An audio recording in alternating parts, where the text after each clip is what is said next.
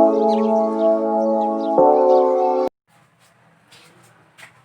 friends, this is Aryan and this is our YouTube channel English with Aryan। आज से जो है इतिहास की जो कक्षाएं जो है शुरू करने जा रहे हैं और इतिहास को जो है 1 बाय 1 बिल्कुल शुरू से पढ़ाया जाएगा, बिल्कुल शुरू से। जैसे कि सबसे पहले अगर भारतीय इतिहास के बारे में बात करते हैं तो सबसे पहले हमको यही पता होना चाहिए कि जो है हम जिस देश में रहते हैं उस देश का नाम क्या है और उस देश के कितने नाम हैं और जो है किस देश मतलब कौन सा नाम किस वजह से पड़ा। तो इसीलिए शुरू करते हैं, यानी कि क्या इंडियन हिस्ट्री। जो सबसे पहली बात है कि भारत देश का नामकरण, यानी भारत देश का नामकरण। अगर बात करते हैं कि जो भारत का सबसे प्राचीनतम नाम है, प्राचीनतम नाम उसका है उसका नाम है आर्यवर्त। आर्यवर्त जो ये नाम पड़ा था, ये 1500 BC के आसपास जो है भारत को आर्यवर्त कहा जाता था, आर्यवर्त कहा जाता था। एक जो इतिहासकार हैं उनका नाम है मैक्स मूलर के अनुसार जो आर्य लोग जो थे, आर्यों की वजह से ही भारत का नाम आर्यवर्त पड़ा था। और आर्य जो है मूलतः मध्य एशिया से आए थे, ये किसके अनुसार? मैक्स मूलर के अनुसार। यानी कि अगर बात करते हैं, बहुत से लोग हैं, यानी आर्यों के आने का जो आर्य जो भारत आए थे, बहुत से जो इतिहासकार हैं सबके अलग अलग मत हैं, लेकिन जो सबसे जो सबसे ऑथेंटिक है वो मैक्स मूलर है। और इनके अनुसार जो है जो आर्य जो निवासी थे मध्य एशिया से आए थे और आर्यों की वजह से ही भारत का नाम आर्यवर्त पड़ा था। और बात करते हैं उत्तर पश्चिमी भारत को, यानी जो उत्तरी पश्चिमी जो भारत था उसको सप्त सैंधव कहा जाता है। अगर बात करें दूसरे नाम की, भारत का दूसरा नाम, तो भारत का दूसरा नाम भारत ही है। अब भारत का दूसरा नाम भारत है तो भारत में एक सम्राट थे जिनका नाम था भरत। भारत में एक सम्राट थे जिनका नाम भरत था। और भरत ये जो थे, ये जो है दुष्यंत और शकुंतला के पुत्र थे, यानी दुष्यंत और शकुंतला के पुत्र थे, जो है इनके नाम से जो है भारत पड़ा था। अगर इसी बात को अगर समझते हैं जैन धर्म के अकॉर्डिंग, यानी जैन धर्म के अनुसार, तो जो जैन धर्म में जो है टोटल 24 तीर्थंकर हुए थे, और उनके अनुसार जो जैन धर्म के जो प्रथम तीर्थंकर थे उनका नाम ऋषभदेव था। जैन धर्म के प्रथम तीर्थंकर जो थे उनका नाम ऋषभदेव था। और जो ऋषभदेव थे, जैन धर्म की मान्यताओं के अनुसार इनके 2 पुत्र थे, एक का नाम भरत था और दूसरे का नाम गोमतेश्वर। ये जो भरत है, यानी ऋषभदेव के जो बड़े पुत्र थे भरत, इन्हीं के नाम पर जो है भारत पड़ा, ऐसा बोला जाता है, इनके बारे में कहा जाता है।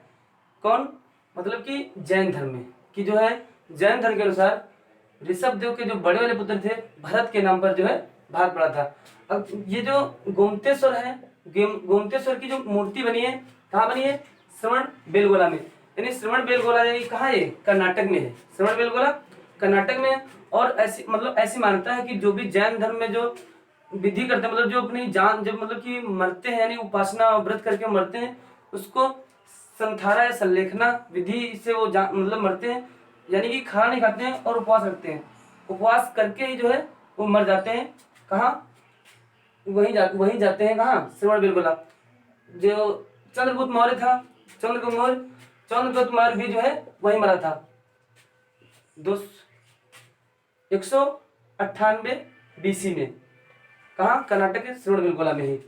यानी अगर क्वेश्चन आता है कि चंद्रगुप्त मौर्य की मृत्यु कहाँ हुई थी, तो कर्नाटक के श्रवण बेलगोला में हुई थी।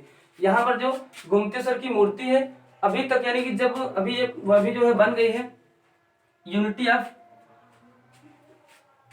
वो जो गुजरात में जो मूर्ति बन गई है उन सरदार वल्लभ भाई पटेल जी की, है ना, वो उससे पहले भारत की सबसे भारत की सबसे बड़ी मूर्ति गोमतेश्वर की थी। लेकिन अब जो है स्टैचू ऑफ वैनिटी, स्टैचू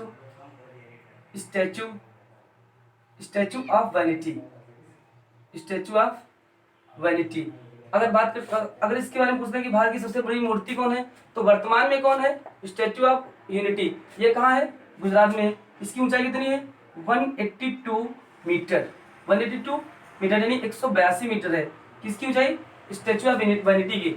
इससे पहले यानी जब ये नहीं बनी थी, इससे पहले जो भारत की सबसे बड़ी मूर्ति थी वो गोमतेश्वर की मूर्ति थी। कहाँ थी, कर्नाटक के मतलब कर्नाटक में।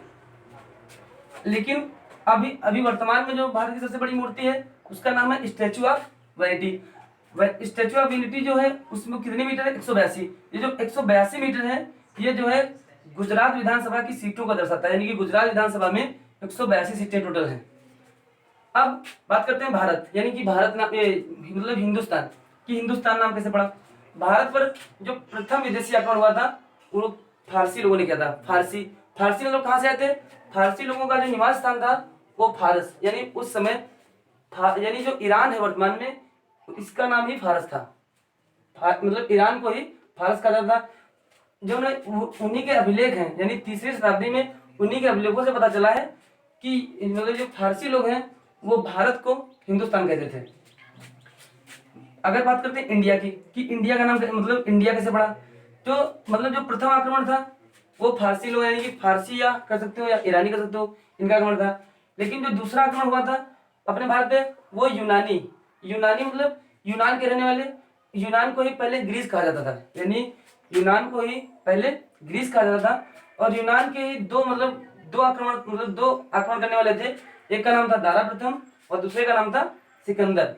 जब ये लोग आए थे तो ये भी भारत में इन्होंने प्रवेश किया तो इन्होंने सिंधु को इंडस कहा था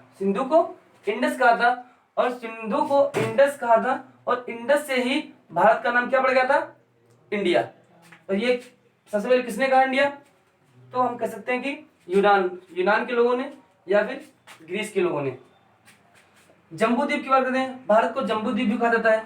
जम्बूद्वीप यानी ऐसा पता चला है अशोक के अभिलेखों से पता चला है कि जो भारत के जो मतलब भारत को जम्बूद्वीप भी कहा जाता था। और ये जो है जो अशोक के अभिलेख थे, अशोक के अभिलेखों को 1837 में, यानी कब, 1837 में सबसे पहले जेम्स प्रिंसप ने पढ़ा था। 1837 में सबसे पहले अशोक के अभिलेखों को 1837 में सबसे पहले जेम्स प्रिंसप ने सबसे पहले पढ़ा था। और ये मुख्य रूप से ये जो अभिलेख थे ये मुख्य रूप से ब्राह्मी और खरोष्ठी लिपि में लिखे गए थे। ये जो है एक नाम भारत का इंतु भी था, इंतु भी था। और ये जो है इंतु